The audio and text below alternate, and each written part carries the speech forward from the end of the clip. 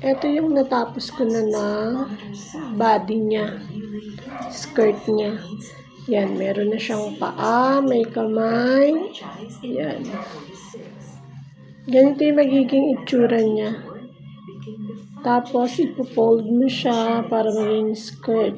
Yan. Tapos, lalagay mo ng kamay, ng paa.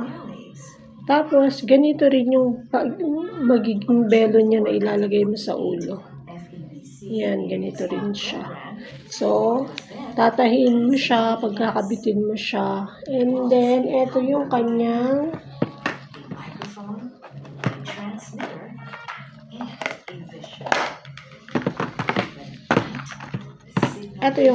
head. Yan, tinatahi din siya isa-isa.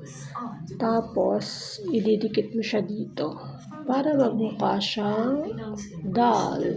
Pero hindi ko na siya nilalagyan ng mukha kasi mahirap gumawa ng mukha. So, ito siya.